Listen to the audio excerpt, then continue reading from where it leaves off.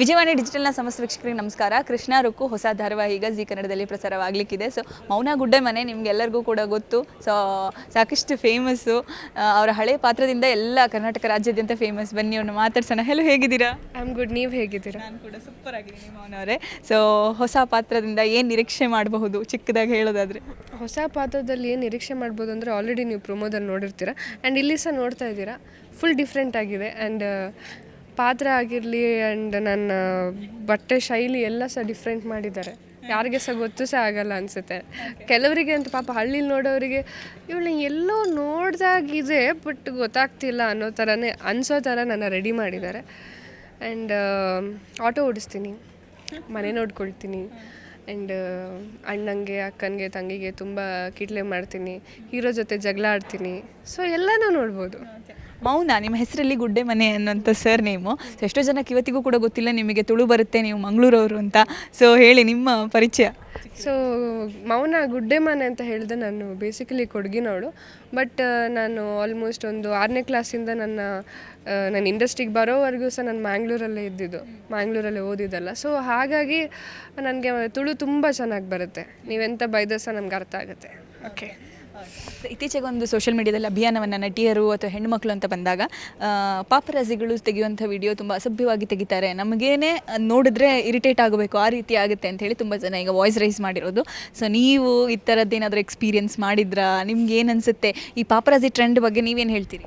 Actually ನಾನು ಏನಾದರೂ ನನಗೆ ವೀಡಿಯೋ ಲೈಕ್ ನನಗೆ ಇಷ್ಟ ಆಗ್ತಾ ಇಲ್ಲ ಅವ್ರು ಇಟ್ಟಿರೋ ಆ್ಯಂಗಲ್ ಅಥವಾ ಅದು ಸರಿ ಕಾಣಿಸ್ತಾ ಇಲ್ಲ ಅಂದರೆ ನಾನು ಅಲ್ಲೇ ನನಗೆ ಯಾವತ್ತೂ ಅನಿಸ್ಲಿಲ್ಲ. ಬಟ್ ಕೆಲವ್ರು ಏನು ಗೊತ್ತಾ, ಪಾಪರಾಜಿ ಅನ್ನೋದಕ್ಕೀಗ ಮೀಡಿಯಾ ಅನ್ನೋದೇ ಬೇರೆ ಇರ್ತಾರೆ.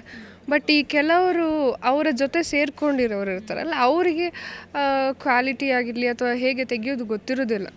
ಸೊ ಅವ್ರು ಹೇಗೆ ಅಂದರೆ ಒಟ್ರಾಸಿ ತೆಗಿಯೋವಾಗ ನನಗೇನಾದರೂ ಸರಿ ಕಾಣಿಸ್ಲಿಲ್ಲ ಅಂದರೆ I have stopped it.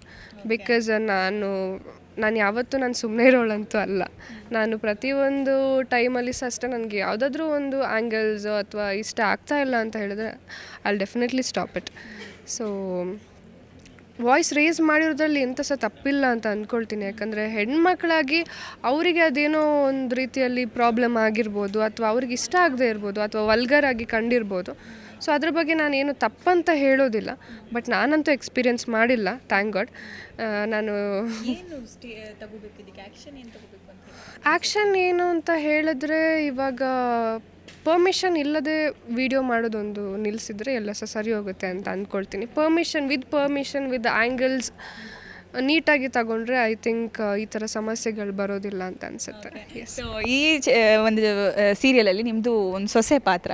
So ಸೊಸೆ ಆಗಿ ಇವಾಗ ಸದ್ಯಕ್ಕೆ ಸೊಸೆ ಆಗಿಲ್ಲ. ಓಕೆ. ಸೊ ಆಗೋದು ಅಥವಾ ಅದರ ಪ್ಲ್ಯಾನ್ಸ್ ನಿಮ್ಮದು ಮದುವೆ ಈಗ 5 ವರ್ಷದ ಪ್ಲ್ಯಾನಿಂಗ್ ಅಂತ ಹೇಳಿದ್ರು. ಸೊ ಏನು ಹೇಳ್ತೀರಿ ಇದ್ರ ಬಗ್ಗೆ? 5 ವರ್ಷದ ಪ್ಲ್ಯಾನಿಂಗ್ ಅದೇ ನನ್ನ ಮನೇಲಿ ಹೇಳಿದರೆ ಏನು ಹೇಳ್ತಾರೆ ನಂಗೆ ಗೊತ್ತಿಲ್ಲ. ಇವಾಗ ಆಲ್ಮೋಸ್ಟ್ ರಾಮಾಚಾರಿ ಸರ್ ನಾನು 4.5 ವರ್ಷ ಮಾಡಿದ್ದು. ಸೊ ಆವಾಗ ಸಹ ತಲೆ ಕೆಡ್ಸ್ಕೊಂಡಿದ್ರು. ಇವಾಗ ಇದು 5 ವರ್ಷ ಅಂತ ಹೇಳ್ತಿದ್ರು. ಮೇ ಬಿ ನನ್ನ ಲೈಫ್ ಇಲ್ಲೇ ಕಳಿಬೇಕನ್ಸುತ್ತೆ ನಾನು.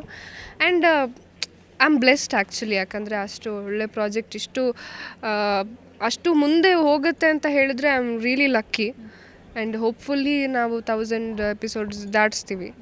ಆ್ಯಂಡ್ ಖುಷಿ ಇದೆ ಅದ್ರ ಬಗ್ಗೆ, ಪರವಾಗಿಲ್ಲ, ಬೇಜಾರಿಲ್ಲ ನನಗೆ. ಆ್ಯಂಡ್ ನನಗೆ ಒಳ್ಳೆ ಹುಡುಗ ಸಿಕ್ಕಿದ್ರೆ ಮಧ್ಯದಲ್ಲಿ ಸಹ ಮದುವೆ ಆಗ್ಬೋದಲ್ಲ, ಏನು ಪ್ರಾಬ್ಲಮ್ ಇಲ್ಲ.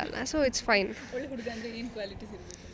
ಒಳ್ಳೆ ಹುಡುಗ ಆಗಿರಲಿ, ಒಳ್ಳೆ ಗುಣಗಳಿರಲಿ ಆ್ಯಂಡ್ ಚೆನ್ನಾಗಿ ನೋಡ್ಕೊಳ್ಳಿ ಅಷ್ಟೇ.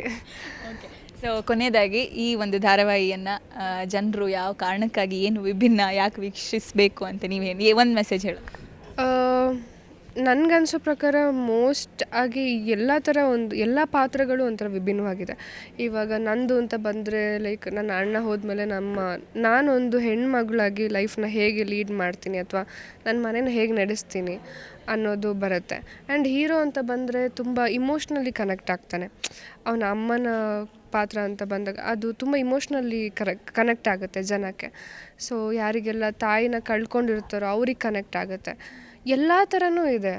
ಈ ಕಡೆ ಹೆಣ್ಮಕ್ಳು ಅಂತ ಬಂದಾಗ ಹೇಗೆ ಸ್ಟ್ರಾಂಗ್ ಆಗಿರಬೇಕು ಮೆಂಟಲಿ, ಫಿಸಿಕಲಿ ಆ್ಯಂಡ್ ಎಷ್ಟು ಇಂಡಿಪೆಂಡೆಂಟಾಗಿ ಮುಂದೆ ಹೋಗೋದು ಕಲಿಬೇಕಾಗುತ್ತೆ, ಅದೆಲ್ಲ ಇದೆ. So everything is new, everything is different. ಜನರಿಗೆ ಎಲ್ಲ ಥರ ಎಂಟರ್ಟೈನ್ಮೆಂಟ್ ಇದೆ. ಈ ಕಡೆ ಕುಡುಕ ಇದ್ದಾನೆ, ಈ ಕಡೆ ಘಾಟಿ ಆಟೋ ಓಡಿಸೋಳಿದ್ದಾಳೆ. So everything is new. Yeah. So ನೀವು ಕೂಡ ಕೃಷ್ಣ ರುಕ್ಕು ಧಾರಾವಾಹಿಯನ್ನು ವೀಕ್ಷಿಸಿ ಅಂತ ಹೇಳ್ತಾ ಮತ್ತೆ ಮತ್ತೊಂದು ವಿಶೇಷ ವ್ಯಕ್ತಿ ಜೊತೆ ನಿಮ್ಮೆಲ್ಲರನ್ನ ಭೇಟಿಯಾಗ್ತೀನಿ. ಅಲ್ಲಿವರೆಗೂ ನೋಡ್ತಾ ಇರಿ ವಿಜಯವಾಣಿ ಡಿಜಿಟಲ್ ಮೀಡಿಯಾ. ನೋ ಉತ್ಪ್ರೇಕ್ಷೆ, ನೋ ಊಹಾಪೋಹ. ತಾಜಾ ಸುದ್ದಿ ನಿಖರ ಮಾಹಿತಿಗೆ ಬ್ರೌಸ್ ಮಾಡಿ ವಿಜಯವಾಣಿ.net. QR ಕೋಡ್ ಸ್ಕ್ಯಾನ್ ಮಾಡಿ ಆಪ್ ಡೌನ್ಲೋಡ್ ಮಾಡಿಕೊಳ್ಳಿ.